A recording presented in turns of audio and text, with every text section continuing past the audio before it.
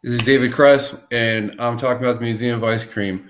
Then the social marketing campaign was Ice Cream Unite the World, which was to make the Museum of Ice Cream the most popular museum in the world.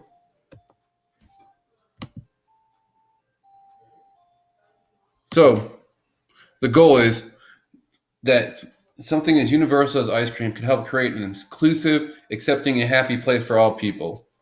The museum's Instagram, which is the social media marketing campaign, is just an extension of the physical space.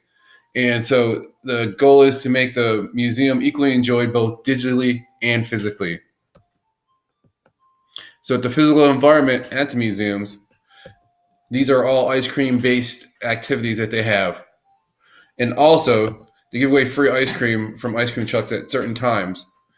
What they do, and you take all these events and they share them on the digital environment through Pinkmas, which is their holiday celebration, Pride events, because they're very big in LGBTQT events, and all these to show their experiences that are cyclic, that there is the environment that encourages you to take pictures because there's nowhere else like that where you'll get the same kind of shareable picture experience.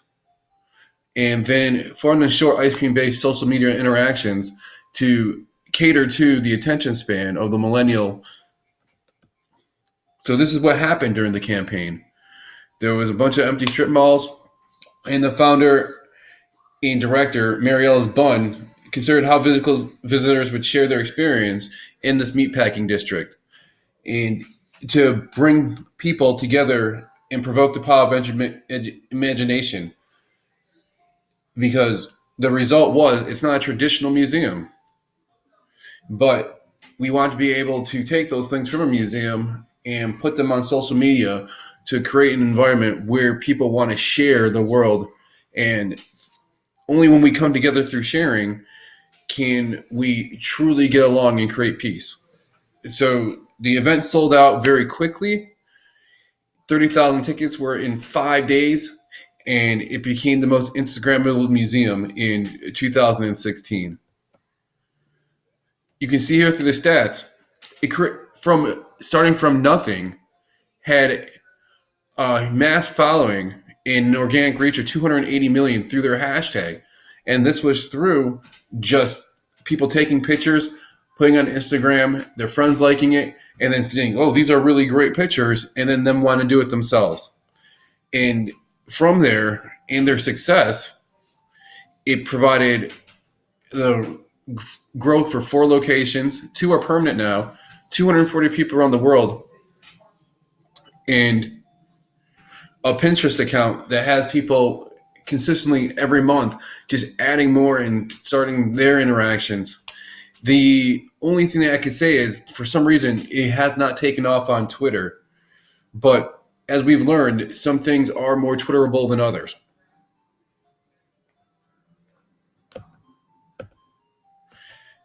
And from this, there's celebrities.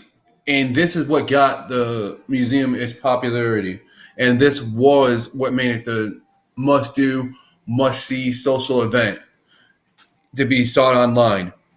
You have Stephen Curry, you have Gwen Stefani, you have David Beckham, Kylie Jenner, Katy Perry, Beyonce, Jay-Z, Kim Kardashian. These are all social media pariahs that made the event the most see and the most appeal. So from there, 500,000 people have visited the museum so far, and it's only growing.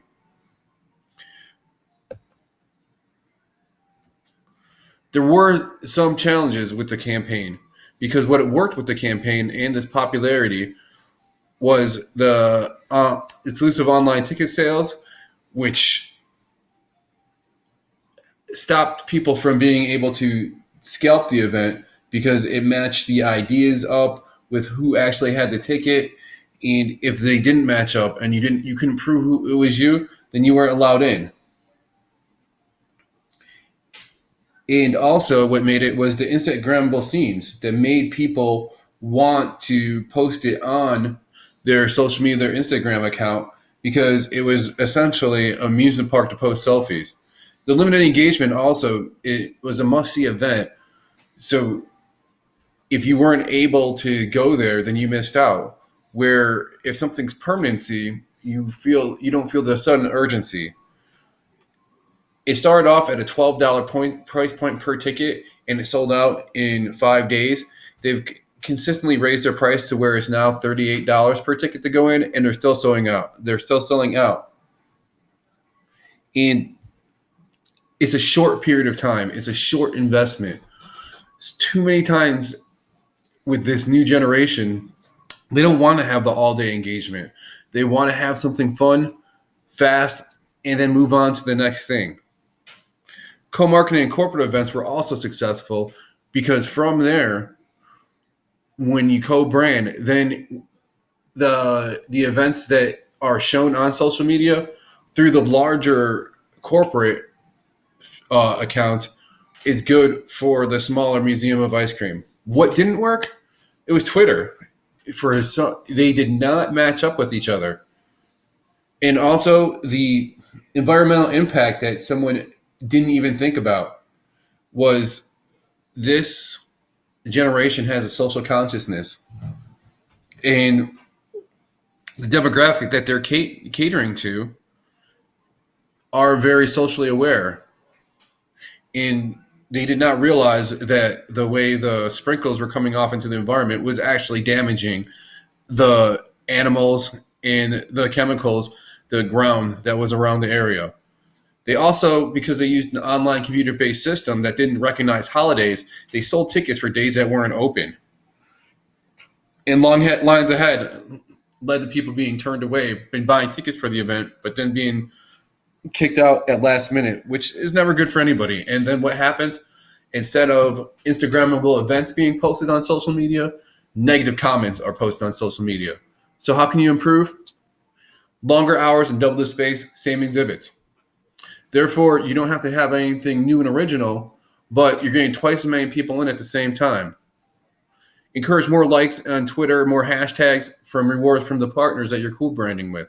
So therefore, it's similar if you would hashtag Museum of Ice Cream with a Dove bar, Dove would give you something extra, whether that's a free coupon for a buy one, get one free, or Forever 21 gives you 10% off if you combine hashtag Museum of Ice Cream with Forever 21. ShopVax would clean up the sprinkles to avoid the negative environmental press. These are simple plans that can be easily executed. And then a special engagement for those who bought tickets for the holiday when it's closed. Be open an extra hour, maybe 2 hours, and get all those people who bought tickets and give them their own special engagement. That way you make it right. And then that will, again, lead to more likes on your brand and likes on your Facebook account or your Instagram account. And it will appear that it's still the place to be and that the Museum of Ice Cream takes care of its customers. Was the campaign successful? The campaign has to be considered successful with the amount of celebrities and press that it has gotten. The fact that Mary Alice is the top 30 under 30 in the nation. The Webby Awards that she's won for Best Social Brand Awareness. They're up for the best website and social media account of the year. And also the additional that's coming through is licensing projects. And they have a Sephora makeup line, children clothing at Target. They sell the ice cream brand now in retail. So from a small concept of an idea has become a $200 million brand. The only negative that you could think about it is, are we at peak ice cream right now? There's nothing proprietary about necessarily the event. When do we move on from the limited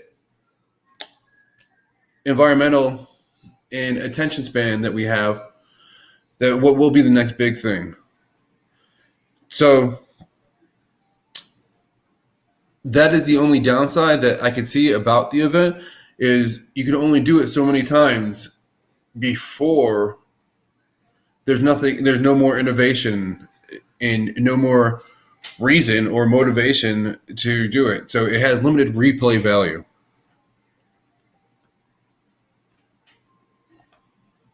This is the references for my event.